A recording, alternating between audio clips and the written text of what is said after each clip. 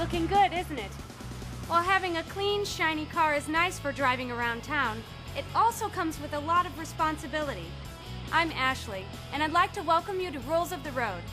I've had my license for a couple years, and now it's my brother's turn to learn all there is to know about driving.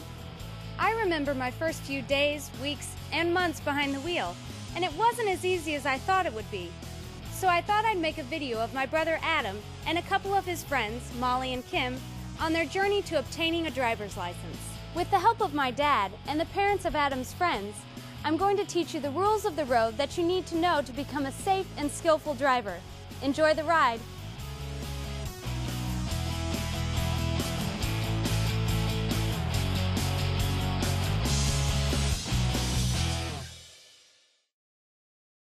Before you even think about getting in your car, you should check the area surrounding it. There may be broken glass nearby, like you see here. There may also be fluid leaks or damage to your tires, among many other potentially dangerous problems. You also want to check around your car for small children or pets.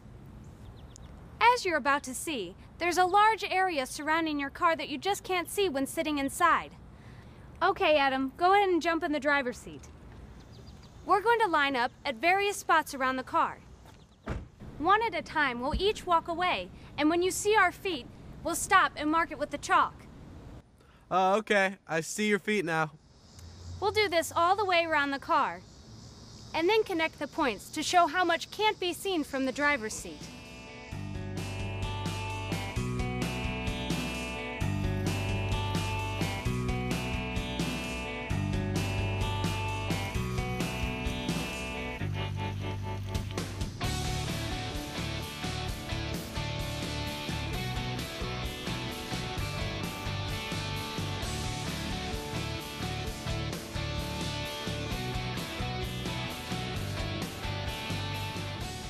Wow, that's a lot of space.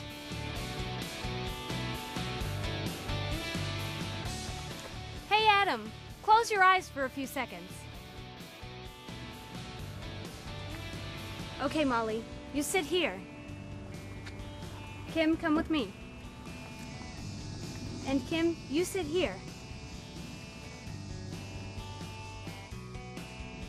Okay, Adam, you can open your eyes. Tell me if you can see Molly or Kim. I don't see them. Where'd they go? Get out of the car and take a look around.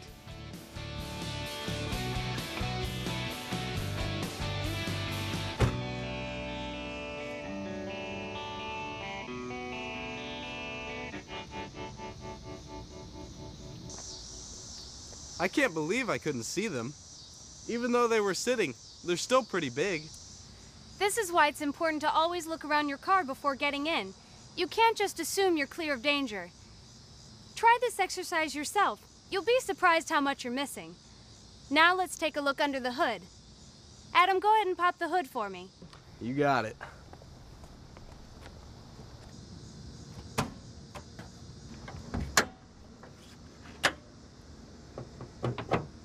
While you don't have to check under your hood before every drive, you should do it regularly. Your owner's manual will tell you how often to check under the hood items. Before driving, you should be able to at least identify the most basic elements under your hood, such as the battery, the oil dipstick, and the radiator. Why do I have to know these things? Isn't that what mechanics are for? If your battery dies and all you need is a jump start, then you don't have to pay the towing company unnecessary cash because you already know how to do it yourself. Plus, if you know how to check the oil dipstick, you could prevent your engine from serious damage. If you see that your oil is low, add some more to keep the engine running smoothly. If you don't know how to do this simple check, you run the risk of running low on oil and possibly destroying your engine.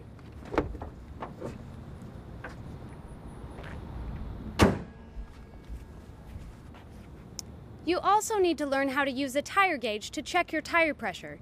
Improperly inflated tires could lead to a blowout, causing you to steer out of control. Underinflated tires could also result in your vehicle getting fewer miles per gallon of fuel. Check out the basic car maintenance bonus section to learn more about tire pressure and other vehicle maintenance. Once you've made all necessary checks outside of your vehicle, it's time to get inside and do the same. So, are you ready for your first lesson? You bet. It's time to hit the road. Now hold your horses. We're not going to leave this parking lot during your first lesson. Because it's Adam's first time getting behind the wheel, it's safer to practice in an empty parking lot rather than entering the roadway. He may be able to shake off some jitters before encountering other drivers. I would recommend all first-time drivers practice in an obstacle-free environment, such as a vacant parking lot. Let's watch and see how they do. Now, before we start the car, let's adjust the mirror so that you can see as much as possible on the outside, eliminating your blind spots. And how do I do that? First, place your head against your door window and adjust the mirror outward so that you can just barely see that side of the car. This will allow you to see the cars on your left side that you can't see from your inside mirror. All right, it's all set. All right, now, place your head in the middle of the car and adjust the passenger side mirror so that you can just barely see that side of the car. So this will allow me to see the cars next to me on the passenger side, right? Exactly. Now all you have to do is adjust the rear view mirror. My dad is teaching Adam the blind spot and glare elimination, or BGE setting. The inside rear view mirror becomes Adam's primary mirror, while the side mirrors are used for side views only. The BGE setting will eliminate most of your blind spots. With the BGE setting, there are only 4 small blind spots, but none are big enough to hide a car. Since there are over 500,000 lane change and merge accidents occurring each year, eliminating blind zones is critical for collision-free driving. Watch what happens when the trailing vehicle changes positions on the roadway. The trailing vehicle is a few car lengths away from our car, and no matter which lane it travels in, we can always see it through our inside rear view mirror. Now the trailing vehicle has pulled up nearly directly next to our car in the left lane. With the BGE setting, the driver's side mirror shows us the car as it approaches. The same is true for the passenger side mirror if a vehicle is approaching us in the right lane. By using this setting, you'll never have to take your eyes completely off the road ahead to check for traffic. You've also reduced the amount of glare from headlights when traveling at night. Okay, Dad, my mirrors are set. Can I please start the car now? Wait a minute. Aren't you forgetting something? Oh, right. Now make sure that it's comfortable. This will keep you securely in place and give you better control of the car when steering. This is the first thing you need to do when you get into the car. Okay, Dad, I got it. I've only been riding in the car with you for 15 years now. Whoa, time out. We all know what's going to happen here. You didn't want to put your My dad's seatbelt going to on. freak How many out and times start have we told lecturing you that you gotta Adam. have your seatbelt on Adam's before going we to go become anywhere. annoyed and roll That's his fundamentals, eyes. mister. If you're Dad's not going to listen, threaten to we're end the not gonna lesson drive before today. he even gets to start the car. I'm sorry, Dad. And Adam I'll will cut offer the an attitude and insincere listen. apology so that he can drive. Every effort should be made to avoid conflicts like this. Adam and my dad each made mistakes. My dad made the first mistake by beginning to lecture Adam. Teens are lectured all day at school. They don't want the same treatment from their parents. Eventually, they'll become annoyed and tune you out. Adam shouldn't have snapped back at my dad, especially by saying that he's watched him for 15 years. So what? Chances are you've watched your parents make mistakes for 15 years. You may have picked up their bad habits. You've seen a lot of driving, but you don't know nearly enough to dismiss your parents. Because you've watched drivers making errors for years, you need to start with the basics, like wearing your seatbelt. My dad stressed wearing a seatbelt with good reason. The stats don't lie. According to the National Highway Traffic Safety Administration, 2/3 of all passenger vehicle occupants killed in car crashes weren't wearing seatbelts. Seatbelts reduce the risk of fatal injury by 45%, and teens have the lowest seatbelt use rate of all drivers, with a rate between only 70 and 79%. There's not one good reason not to wear a seatbelt, so be safe and strap up. Hopefully, Dad and Adam have had a chance to calm down by now. I'm sorry for lecturing and yelling at you. Let's put it behind us and keep on going. Sounds good, Dad. Okay, it looks like you're in park. Go ahead and press the brake with your foot and start the car. But before you turn the key the whole way, do you recognize any of those warning lights? Yeah, that's the warning light for my airbag, and that's the one for my check oil level.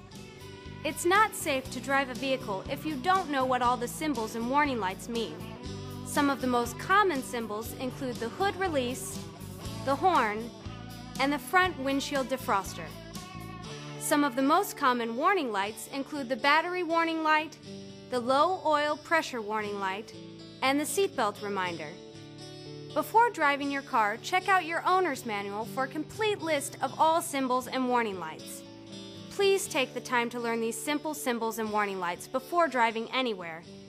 You need to know what they mean so you can take the proper action. What was that? Oh, a few books I had in the back seat. They shouldn't even been up here. They should have been in the trunk. It looks a little rough out there. His initial problems with braking remind me of one of the most important factors of driving: vehicle balance. Vehicle balance refers to the vehicle's weight distribution on the tires.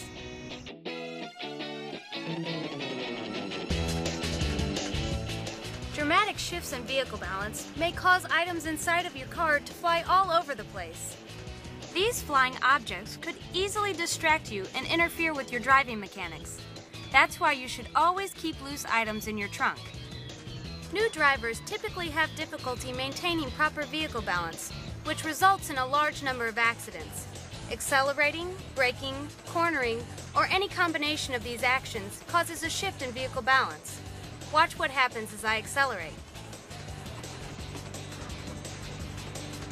Accelerating or releasing pressure from the brake causes vehicle balance to shift towards the rear of the vehicle. When braking or releasing pressure from the accelerator, the weight of your vehicle will transfer to the front. Vehicle balance also shifts from side to side. If you are steering around a turn to the right, you may feel a shift in balance to your left. When steering around a turn to the left, you may feel a shift in balance to your right. You may have already known that your vehicle and body shifts a certain way whenever your car brakes, accelerates, or takes a curve. But what you really need to know is why vehicle balance is so important. Passengers inside your car could get jerked around enough that their heads hit a window or other hard surface in your car. Dramatic shifts in vehicle balance can ultimately lead to loss of control of your vehicle, potentially resulting in serious injury or death. See? It's not as easy as you might have thought. You need to smooth things out in order to maintain proper vehicle balance. And how do I do that? Well, it all starts with proper seating behind the wheel, and I think we've got that pretty much covered. You've got your seatbelt on, your shoulders are square with the steering wheel, and the top of the steering wheel is aligned with your shoulders. And you've allowed at least 10 inches between your body and the steering wheel. To reduce the risk of injury if the airbag deploys, right? That's right. Now, do you know where your hand should be on the steering wheel? At about 10 and 2 or 9 and 3. Exactly. This improves your steering stability. Proper seating is so important, Adam, because it allows you to comfortably see the road ahead of you and detect shifts in vehicle balance or body movements. All right. I think I'm ready for another try. Now hold on, Adam. I noticed a problem with your footing while we were driving around in the parking lot, and I think this is the most obvious reason for your shaky start. What? It's not like I'm driving with both feet or anything. No, but you were completely lifting your foot when moving it from the brake to the accelerator and vice versa. Now, go ahead and put your foot on the brake. Now, instead of lifting it, keep the lower half of your foot in place while you pivot back and forth between the brake and the accelerator, using only the upper half of your foot to press the pedals.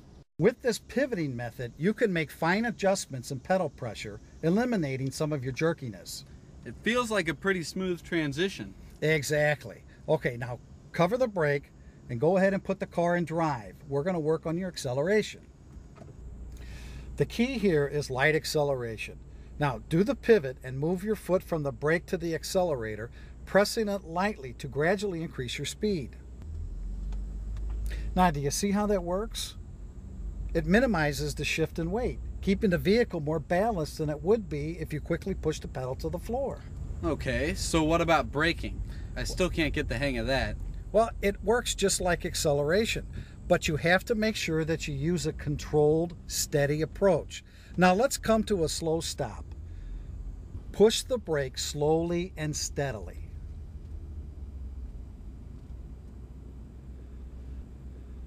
Oh, that was a lot better than before. Granted, deliberate hard braking is necessary at times, but you got to remember that the harder you push the brake, the more difficult it is for you to steer your vehicle, and the more likely you're going to lose traction between your front and rear tires.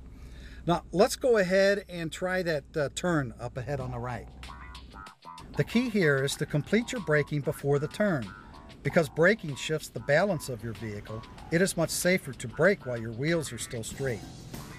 As you begin turning the wheels, you should no longer be braking.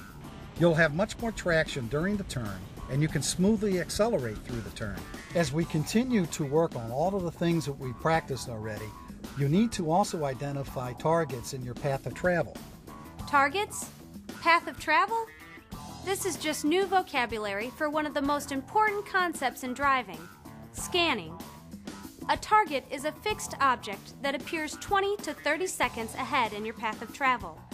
Safe driving requires that you continuously search to the left and right of this target. This is called your target area. Take a look at an example. If you were the driver of this vehicle, you could decide to use an exit sign ahead as your target, since it's in your intended path of travel. With the exit sign as your target, you would visually search the areas to the left and right of the sign. Again, this is your target area. When doing this, you're trying to identify any changes that might affect your path of travel, such as other vehicles entering or leaving your lane. The key is to constantly pick a new target 20 to 30 seconds ahead of you.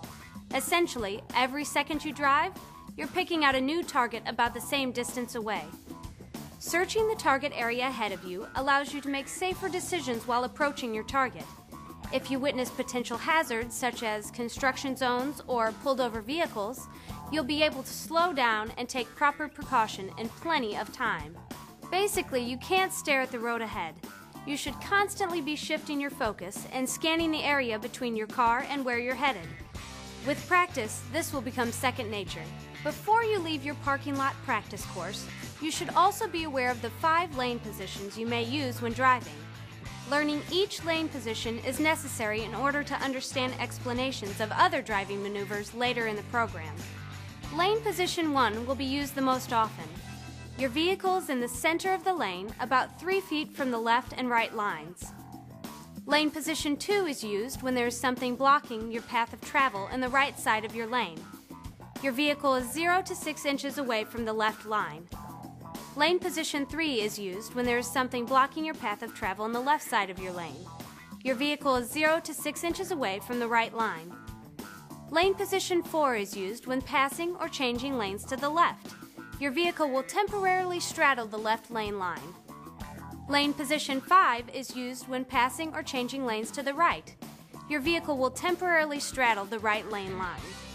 Remember, lane position 1 is the most common and typically the safest position under normal circumstances.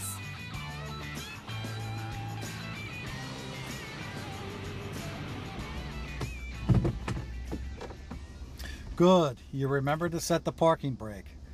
Now, I know we're in an empty parking lot, but when you're on the street or in a busy parking lot, you have to make sure that you check for traffic before getting out of the car. I know, Dad.